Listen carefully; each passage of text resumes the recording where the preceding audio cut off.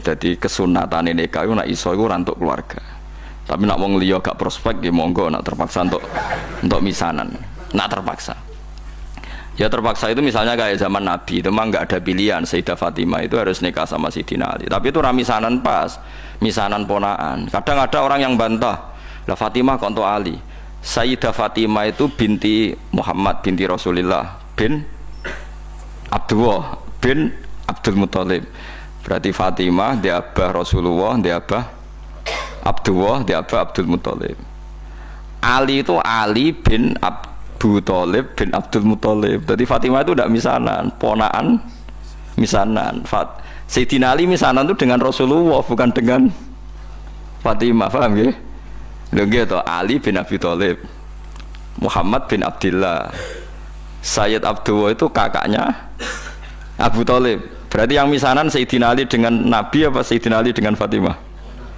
Dengan Nabi, paham ya? Berarti dapat Fatimah itu untuk ponaan apa? Misan. Kadang wong salah kaprah nyongkone Fatimah iku mboten. Mane nek iso niku rabi iku untuk wong ado. Nek iso nak payu maksudnya iki kan bakas. Ya nek ra payu wis piye meneh wis. Setahu saya keluarga fanatik rabi keluarga itu kalau pondok besar ya sido kiri. Tapi itu saja untuk minduan, ya untuk minduan ming telu. Yang misanan cer ya jarang, hampir gak ada. Padahal fanatik dapat keluarga tapi ya ming telu, ming papat gitu ya. Ya karena percaya orang luar itu kan ya tidak meyakinkan juga kan maksudnya. Soalnya terus untuk wong ra jelas kan ya repot juga. Disebut apa faja'alahu nasabau wasiro. Jadi eling-eling nggih. Nasab itu. Nah terus kalau orang zina itu nasab itu hilang, walinya hakim. Jadi banyak pertanyaan di masyarakat, misalnya ada orang hamil di luar nikah. Nggih hamil di luar nikah. Itu terus dengan kesadaran dua sejoli ini terus diminta dinikahkan kiai. Anak produk gelap ini tidak bisa dinasabkan ke bapaknya ya. Karena agama itu hanya ngakui nasab kalau akadnya sahih ya, kalau akadnya sahih. Sehingga ini nanti kalau lahir anak perempuan walinya itu tetap tidak bapaknya, paham ya? Meskipun jelas-jelas bapaknya yang bersetubuh, walinya itu hakim. Karena agama hanya ngakui nasab yang dari bapak lewat akad sahih. Makanya sering kejadian di masyarakat itu wes hamil lagi kawin itu kalau mesti pesen sampean tobatnya diterima Allah karena sudah kawin, itu harus didukung, harus didukung. Bagaimanapun dengan menikah kan menghilangkan zina kan, kalau dia tetap berhubungan, kalau tidak nikah kan malah zina. Ya ono kiai sing wong wis ora bener kok dinikahno, itu salah besar, malah cepat dinikahkan supaya hubungannya halal.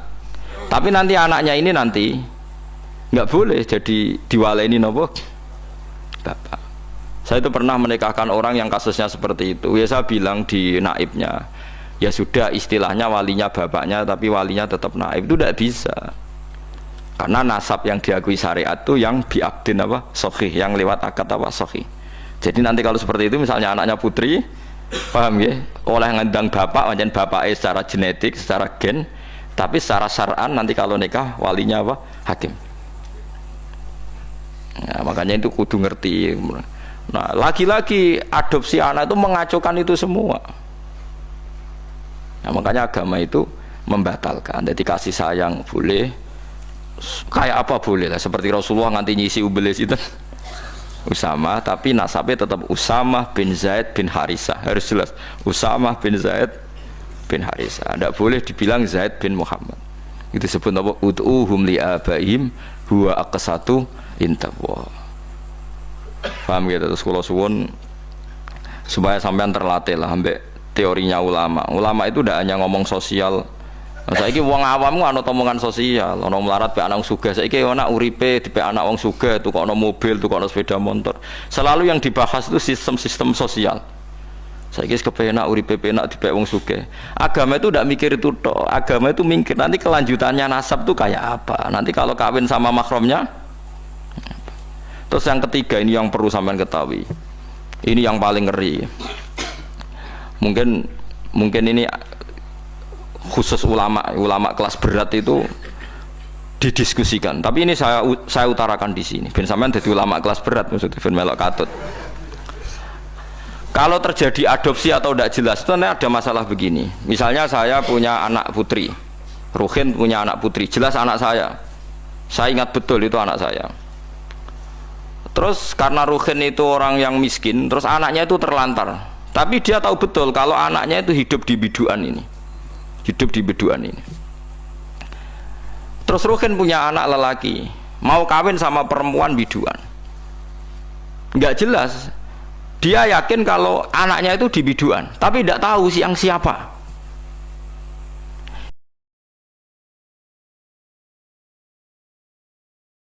Itu ada ulama yang mengatakan jika jumlah perempuan itu masih bisa dihitung di kawasan itu, maka haram semua perempuan biduan. Karena ditakutkan jangan-jangan yang dinikah itu saudaranya kandung. Mulane kena dia anak jogeman hilang. Soalnya kita anak wedok hilang ning Batam. Kowe cek eling betul nak ilange ning kawasan Pulau Gadung misalnya di Jakarta ning Pulau Gadung. Iku semua perempuan Pulau Gadung haram dirabi anak ember mergo dikawinkan kok rabi untuk dulur. Paham nggih? Dan semua ngeri betul itu.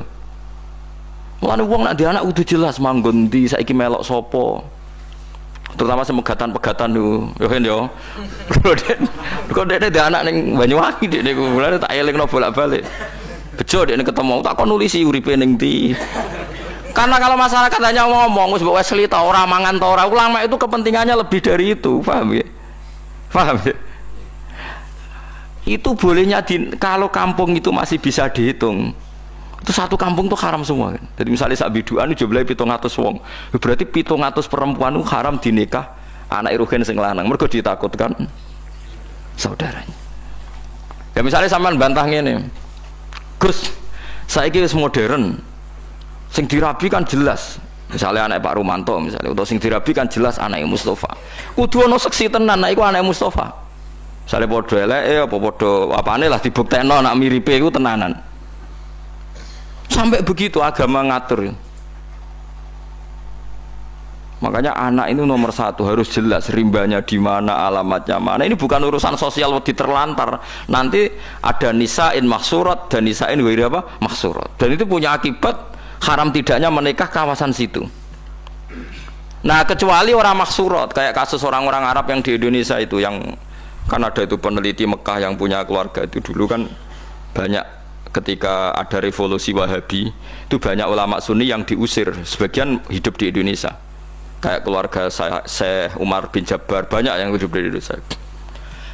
Dia yakin bahwa anaknya di Indonesia karena dia sempat nikah orang Indonesia, punya anak di Indonesia, bawang Banyumas, bawang Kudus, dia ini mamang lah berita di Arab, pokoknya dia ini yakin nah anakku ono sing Indonesia wedok, terus anak lanang dia mau nikah orang Indonesia. Leko oleh asal ukurannya Indonesia, tapi nak disebut kayaknya di kawasan Banyumas, pas itu isunya di Banyumas, ya satu Banyumas nggak boleh semua, tapi tidak sampai satu Indonesia gitu, paham ya? Masa Indonesia ya repot tuh kan. Tapi tentu sekarang itu orang sudah modern ya, artinya modern itu misalnya sing dirabi kok pesek cilik, gak mungkin nama anak bapak ini kan ya nanti ya tetap ada lah. Tapi secara umum akibatnya sampai begitu, jadi saya cerita akibatnya itu sampai begitu. Nah, yang memperkeruh keadaan lagi-lagi tadi anak angkat. Kalau anak angkat gak diketahui itu sama dengan anak hilang kan. Loh gitu kan terus apalagi di Nyuwun Sewu ya, sekarang dikamuflase pakai masuk C1-nya misalnya, paham ya, masuk kartu apa? Keluarga, BIN-nya sudah tercatat. BIN bapak yang apa? Baru. Malah. Makanya sampean kalau bilang, ini ada C1-nya Gus, bukti kalau anaknya ini. Siapa yang menjamin kalau dia ada bohong? Gitu gitu. Yang menjamin siapa kalau C1 ini enggak palsu? Pokoknya kan gereleng misalnya Ruhin dia anak wedok, DP anak angkat wong Jakarta wong Pulau Gadung ini misalnya. Ya yes, pokoknya anak Ruhin sing lanang iku angger pacaran wong Pulau Gadung ora rabi, Ruhin kudu muni ra oleh. Ojo ning kono iku kudu ana dulur kandung, mbok DP anak sapa? Bapak ya lali. Lah bapak piye mbek anak kok lali? Lah itulah masalahnya bapak. Pokoknya sementing. Nah, makanya paling tidak Ruhin bilang, makanya jangan rabi sana, nanti ada masalah baru karena bapak sudah penuh masalah. Nah, itu tetap harus kamu rabi sing pokoknya rawang Pulau Gadung. Maksudnya ngambilnya jangan Jakartanya, yang kawasan itu. Sampai sebegitunya ulama Bakas itu ada di kitab Al-Asbah wa Nadhair itu. Nisa'in mahsurat dan nisa'in ghairi mahsurat. Ada perempuan mahram hidup di satu kampung. Kalau kampung itu bisa diidentifikasi berapa jumlahnya, itu satu kampung menjadi haram semua. Jadi misalnya saya dengar isu di kampung situ ada ponakane jenengan, Gus anak ono kakake jenengan, anake kakake jenengan. Tapi aku ora roh persisian ponakanku sing ndi, pokoknya kakakku yakin misalnya uripe anake ning kono. Itu satu kampung nggak boleh saya nikah karena berarti kan nikah ponakan, nikah napa? Ponakan, ditakutkan mendapat ponakan. Sampai segitunya. Mulane kula suwun anak wedok sing jelas. Ya kan ya ditulis manggone ning ndi terus aja men diwaseli tok raine ra roh. Mergo kula di pengalaman kula ora kiai. Kowe ora roh rasane dadi kiai, nek kula ora roh rasane dadi kiai. Ning dunia kiai pancen unik. Saya itu punya santri bawean. Nikah karena ndak mapan itu ya macam-macam lah, karena ndak mapan tuh bapaknya kerja di Malaysia, ibunya dititipno kiai ini mondok dadi candalem. Anaknya juga itu. Itu lucu kalau anaknya nelpon bapaknya itu lucu. Pak cepet pulang, saya takut lupa wajahnya bapak. Jadi anak itu rapal ini bapak, tiap teko ya orang teraglam dijak nganti apal iku bapak. Lah ngeris 5 tahun bapak teko, roh cadulanan tiba roh. Engko nak mboke takok iku anak mlunduk. Coba kan bahaya juga kalau artinya tiap 5 tahun wong ra ketemu ora roh anake gitu loh. Paham lho maksud? Lah terus bisa hilang tenan kan jurani teh nih. Paham ya? Bahaya.